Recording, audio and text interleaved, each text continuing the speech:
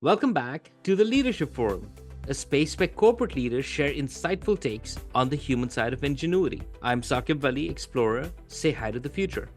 The leader with us today is Rocco Rossi, CEO Shift Canada. Rocco is a recognized transformational leader, board member, trade and investment promoter, investor, storyteller, coach, keynote speaker, and pilgrim. Rocco is a repeat guest. On his last appearance, we spoke to him about Shift.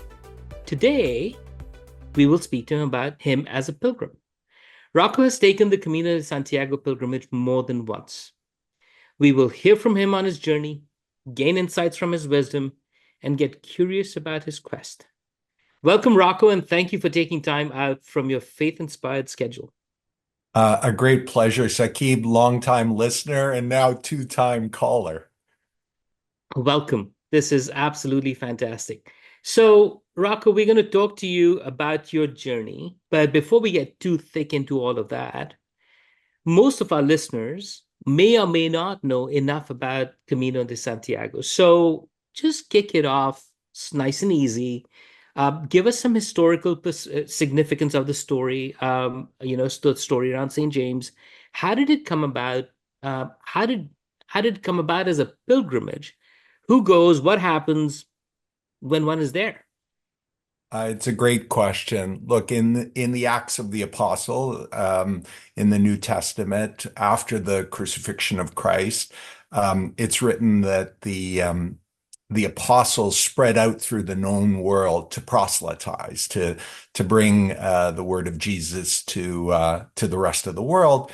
And St. James, known as St. James the Greater, brother of John, and in Spanish, Santiago, went to the Iberian Peninsula for several years. Now, he was maybe the worst salesman in Christian history. After 3 or 4 years, he'd managed. The estimates range from two to a handful of converts. And after 4 years of frustration, he came back with his two disciples to Judea and very quickly ticked off the then administrator of the region, Herod Agrippa, and was beheaded, became the first of the apostles after Christ to be martyred. After that, it spreads into legend. The two apostles, disciples of St. James, took the body and head back to Iberia, and nothing further was heard from him until about the mid 800s, when a hermit in northwestern Spain had a vision where he was told to go to a certain place under a field of stars, Compostela, where he would find a tomb. And lo and behold, he found a tomb that very quickly the Pope in Rome, the abbot of Cluny, and the king of Asturias, most importantly from a political standpoint, all said, yes, this is the tomb of St. James the Greater. And the reason politically it was so important is by that time in the mid 800s, most of Spain was controlled by the Moors. And there was only a tiny strip across the north that was still in Christian hands, the largest kingdom of which was Asturias. And the king very shrewdly said, yes, these are the remains of St. James. And you know what, other Christian kings across Europe, you need to help me protect these remains from the Saracens, because these barbarians should not be given control over the bones of one of Christ's apostles. So very quickly, a chain of fortresses, churches, and buildings grew up across the north of Spain, and people did pilgrimage to Santiago de Compostela, where a cathedral was ultimately built, and that grew in the Middle Ages, particularly during the Crusades, when Jerusalem became so difficult to get to, and Saint Santiago became the most popular pilgrimage in Christendom. And at its height in the 1200s, 500,000 people a year or more at a time when Europe had a relatively small population would go to Santiago to receive the blessing, and that diminished over time. The Protestant Reformation, the Napoleonic Wars, the two world wars, the dictatorship in Spain, to the point that in the early 80s, only a handful of people a year would do it. And yet today, last year, almost 500,000 people walk some portion of the Caminos, which is today a network of trails, not just one trail, over 80,000 kilometers of trails across Western Europe, because in the Middle Ages, people just left from wherever they lived. And so there are actually an infinite number of potential paths, and about 80,000 of them are properly signed. Wow, this is fascinating. All right, so we get to present day, and the pilgrimage itself being, like you said, 80,000 kilometers. But is it something that you go from point A to point B? And what's the circumstance of that? And do you do it alone? Do you do it with people? So just help our listeners also get a feel for what happens when one gets there.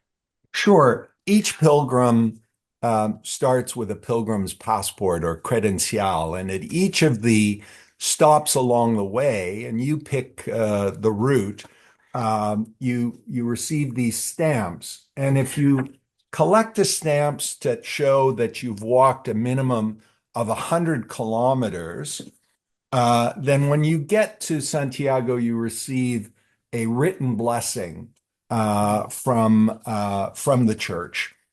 Each of those stops will have a variety of places to stay, and some of the routes have more infrastructure, and so there are hostels with fellow backpackers.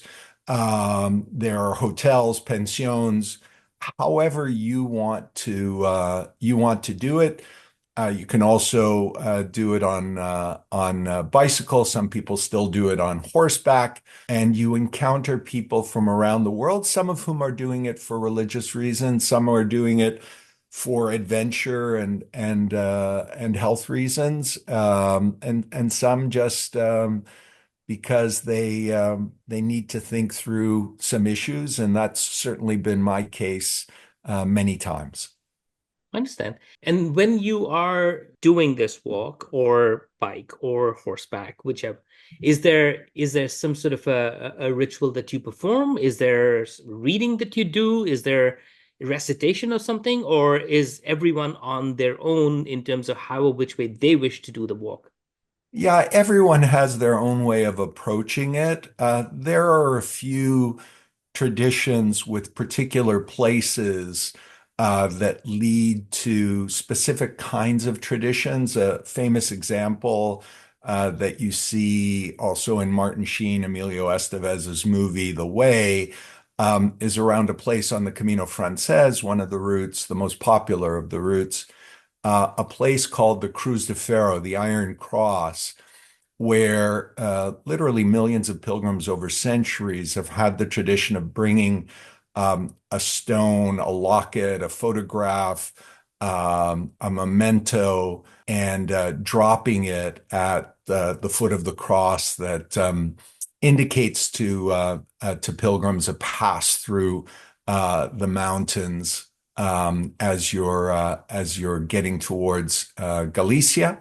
And that is something that people, if they bring a stone or some kind of memento, will typically spend some part of each day holding in their hands and thinking about and meditating on that. Others use a recitation, use a psalm, a prayer. And again, I don't want to suggest that all do it for religious reasons. It's probably only about a half that do it specifically for religious reasons. So everyone has their own traditions and their own ways of doing the Camino. No, I understand. And I was just curious about some of these things. So extremely helpful. And Rocco, one last aspect on just framing the Camino itself. And when you said there are, many different trails, are there different fitness levels? Like, I mean, is it some are easier than others, or how does one pick which one to get on? Right. There's no question some are more difficult, involve more climbing and descending. For instance, the Primitivo, the oldest of the pilgrimages that the Asturian king took, goes through the mountains of Asturias and requires a certain amount of physical fitness that is less so the case if you're doing, for instance, the Camino Portuguese along the coast of Portugal and into Spain that is flatter. Some of the routes have, like the Camino Frances, which is the most popular, have a lot of infrastructure, and basically every 8, 10 kilometers, there's another town, there's an opportunity to stay, there's a bar, there's sources of water. But routes like the Camino de la Plata that start in Seville and go up to Santiago, there are stages there where you go 25 kilometers or more before you get to another town, or you get to a source of water. And so it really depends on what you're looking for, what time of year. Obviously some of the more northern routes in wintertime do have snow or the potential of snow. And so people make their choices based on fitness, the amount of infrastructure, the amount of fellow pilgrims that they want to see. So there's an incredible amount of variety, and that's what keeps me going back, because you literally can't do the same Camino twice, even if geographically you go to the same route. And you just brought up something extremely critical as well. So what I heard you say was there is no specific time of year when people go. It's not that you do it on a certain date. It's not. It can be at any given point in time. You can, and I've walked in every month. There are special times, obviously. Holy Week, many people want to get into Santiago on Easter. Sure. And so they'll line up their timing for that. The other thing that's very important within the Santiago community is that July 25th is the day of St. James, Okay. and Santiago is the patron saint of Spain. And so arriving in Santiago on July 25th is particularly auspicious for those who are believers. And in particular, in a year when July 25th falls on a Sunday, that's considered a Jubilee year, a Jacobean year. And it's particularly auspicious again for believers because the blessing, which since the Middle Ages has served as a kind of an indulgence, if you will, that reduces your time in purgatory, in a Jubilee year, that becomes a plenary indulgence. And so it's one of the reasons why there are a lot more pilgrims that walk in a year that is a Jubilee year. You don't have to arrive on the 25th, but if that 25th of July falls on a Sunday, it's particularly auspicious. Completely got that. No, this is fantastic. This was great framing of the historical perspective, what it is, what does one do. Well, what we'll try and get to next a bit more, Rocco, is just your personal journey. So let our listeners hear a bit more about how were you introduced and got motivated the first time. Then just to, and we'll take it from there. Yeah. The first time came at an incredibly low point in my life. I had been in the beer industry and was traveling with my boss and mentor of the time in Belgium. We presented to the board a big celebration, as only beer executives can celebrate. He and I were to have breakfast. He died in his sleep of a massive coronary. Um, And that put me into a bit of an emotional tailspin. The things I thought were so important, not so important when you have to go back and talk to a grieving wife and two young sons who were of an age with my son, and that led me to put succession in place and leave several months later. I tried to sort it out through travel and time with my family, and then did what many A-type personalities do faced with crisis. I tried to bury myself in work. I got involved in a software turnaround, a public company turnaround, and spent the better part of a year turning a company from bankruptcy to positive cash flow, and ended up selling it in an auction to a NASDAQ listed company. Big celebration again. I was coming home from the closing dinner with a fat check in my jeans and offers to do more restructuring work. And there in the subway, I saw an ad for Labatt Blue, and it brought back all of those memories and the pain. And I literally burst into tears. At the next stop of the subway, everyone in the car got up and left, thinking I was going through some kind of psychotic incident. And beside me on the next seat, open to the page about a story about the Camino de Santiago, was the Toronto Star and an article by Rob Crew, and how important it had been for him in dealing with some issues he was going through. I called him up. I invited him to lunch, learned more about the Camino. And a week after that, I was on a plane to Pamplona, and I spent 1,000 kilometers with everything in a backpack, and a month of walking across Spain, and found it to be incredibly healing, incredibly inspiring. And I got hooked and consider myself very much a Camino addict to this day. Yeah, this is one kind of addiction that hope many people get onto. So, and since then, how many times have you gone? And is each experience different? Like, do you determine what is it that you want to resolve in any particular trip, or is it just you get on it and then things just come to you? Yeah.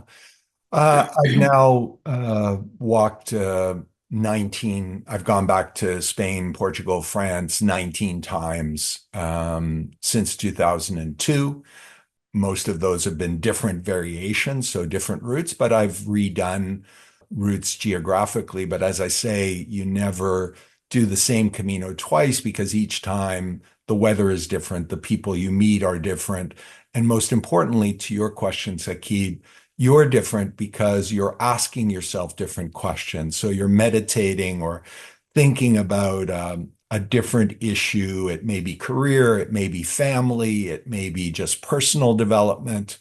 And sometimes I do it in honor of other people or incidents that have happened in my life. So, for instance, after the first one, I learned of a couple that, in fact, Rob Crew, that said Toronto Star reporter, was talking to at the same time as he was talking to me.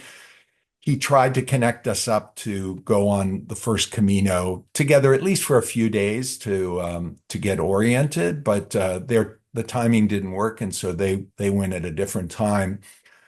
Sadly, the wife, Mary Catherine, was killed by a drunk driver. And so when I returned from the first time, I took Rob out to lunch again, and then asked about the Kimptons, and his face immediately fell, and he explained to me that she'd been killed by a drunk driver. So I went back the following year to complete the pilgrimage in her name, because you can get your blessing in another person's name, and was able to come back and give that to her husband, with my condolences, my wishes as a small blessing, and many of my Caminos have involved doing what they call vicari pro, or on behalf of someone else. And I recall you and I having this conversation once where you said you've also done this very pilgrimage once with your son. Yeah. Um, how was that as an experience? And do other people come as a family? Do they most of them are doing it just by themselves? Like, I'm also trying to just understand a bit more. Yeah. For me, my preference is at least to start on my own, because I love walking by myself during the day. At the end of the day, I love meeting people, and if you're at a hostel that has a kitchen, people will gather and cook dinner together, or go out and have a meal together at the restaurant, and that's a wonderful part of the experience. The trip with my son was ostensibly a graduation gift for him, and he got his first job in London, England. And we went to London and set him up in an apartment, and then went to Spain to walk together. But really, walking with your adult son for 19 days was an incredible gift to me. And I loved it. But the issue with starting with a group is it can be, um, in a sense, exclusionary, sets up a bit of a wall at times with others. And I find starting on your own, even if you develop, as most do, a Camino family by the end of your pilgrimage, you remain more open to discover and encounter people, and that is one of the great qualities of the Camino. So just out of curiosity, has your son gone again? He hasn't yet. He's too busy in his career, Sure, but he certainly talks about doing it again at some point. sure, I understand. Um, Rocco, I think this whole notion of what you get out of it would just like a bit more thoughts around there, which is so how has so you've been doing this, you said, for 19 times so far Yeah. over the past what, 10 years? Is that fair? Uh, no, it's over 20 years. Over 20 years. Yeah. Um, and so the 20 years since you first went to the Rocco before, how has the spiritual experience helped shape who you are now? And, just some bit of compare and contrast in terms of what that looks like. Yeah. Well, certainly before my first Camino, and before the death of my friend and my mentor, I would have been one of those guys with the bumper sticker that said, "He who dies with the most toys wins." I was very much caught up in the, bigger house, more cars, more toys, um, and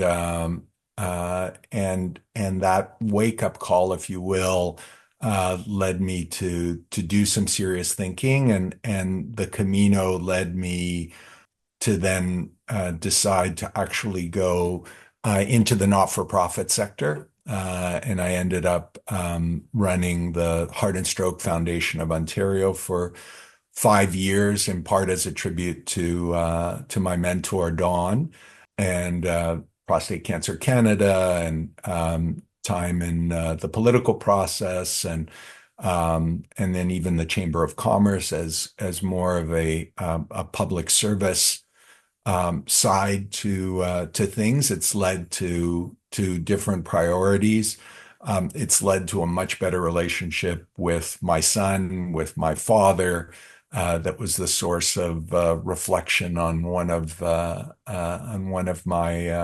Caminos. It's helped me stay in shape and focus on taking better care of myself, which I think helps, and has helped to teach me Spanish and open my mind to all kinds of different perspectives from around the world. So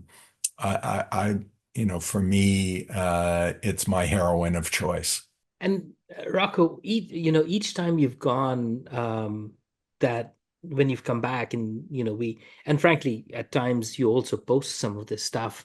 There are incredible stories, and some of them have taught you life lessons, like a farmer you might meet on the way, and you ask the farmer a question, and what the response from the farmer was, etc. Would you be willing to share a couple of those amazing stories with some Sure. that come to mind? Sure. Look, it is one of the great blessings of the Camino that you encounter people who are prepared to tell you their story and share their wisdom. And just a couple of examples. One, I was walking in Extremadura along the Camino de la Plata from Seville in January of this year, and came across a flock of sheep and a beautiful border collie that was keeping the sheep in line, and the border collie's master, who was using a series of whistles to control the dog.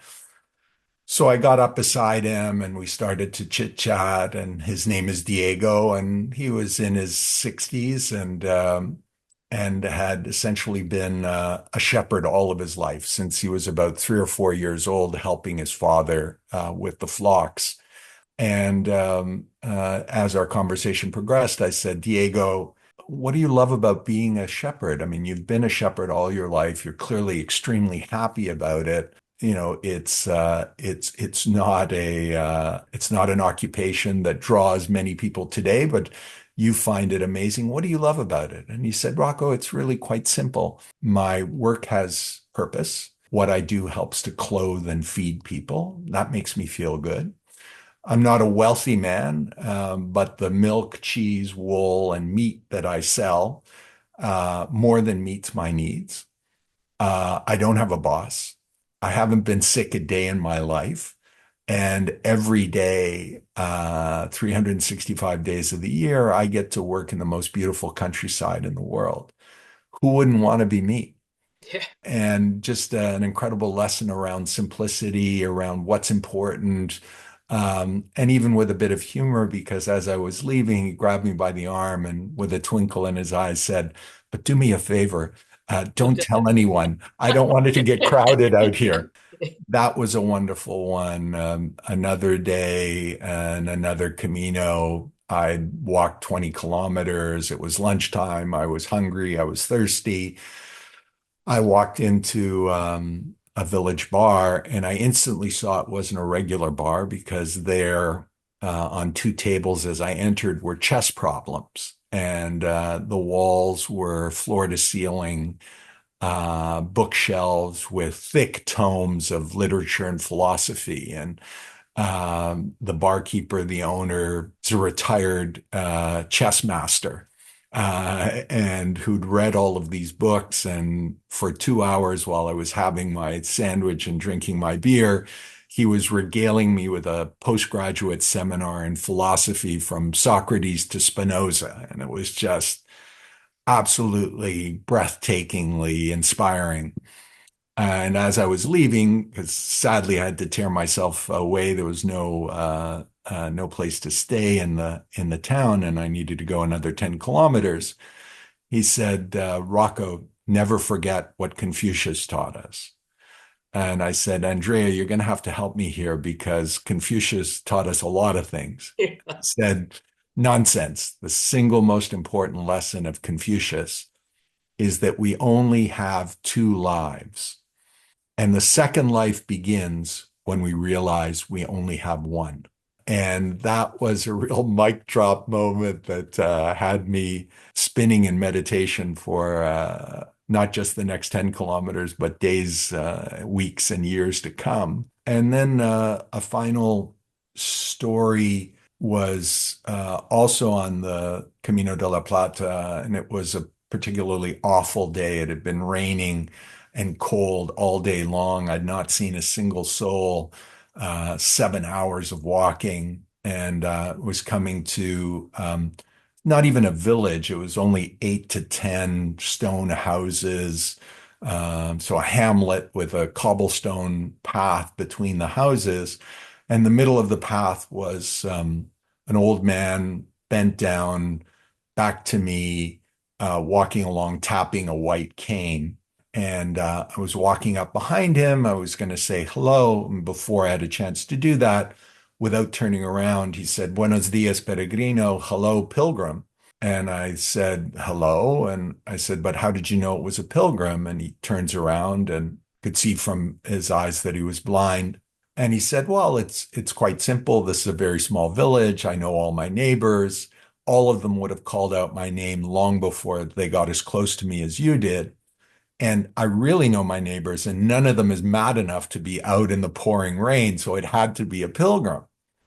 And I said, well, but with respect, sir, you're out in the pouring rain. You don't even have an umbrella. Are you mad? And he said, it's a reasonable question, but no, I lost my sight. I didn't lose my senses. In fact, my other senses have become stronger since I became blind.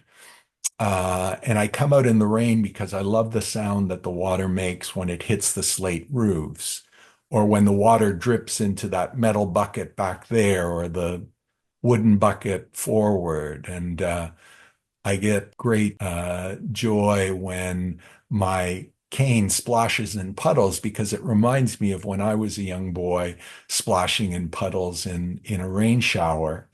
But the thing that I really adore about the rain is that when the water embraces my face, it reminds me of when my mother used to stroke my cheeks as a child.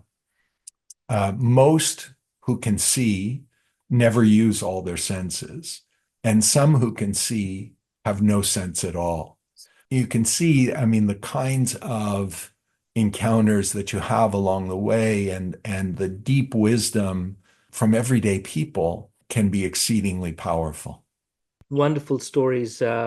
I'm not going to try and summarize because I'm going to reduce them into something which is not how you intended it. So I have just one last aspect to this, Rocco, which is the most amazing kind of experiences are the ones that satisfy, and they also promote further curiosity and thirst and hunger for more. So what are some of the, and it clearly seems somebody who's gone 19 times, this particular experience has both been satisfying, but also promotes an equal dose of curiosity and thirst for you to go again. What could some potential areas be that are on your mind that you may want to resolve in your next trip?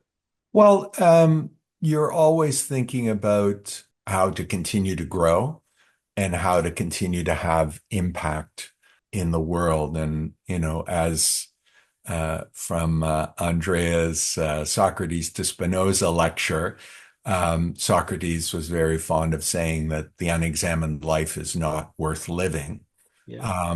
And the Camino gives you an incredible opportunity, the time and space, if you will, to really think about that. My wife is Irish, of Irish descent, and the Irish believe, or within their mythology, they have this concept of thin places, of places where the separation between the mundane world and the magical world, the world of gods, the world of fairy, is thin, and where crossings happen.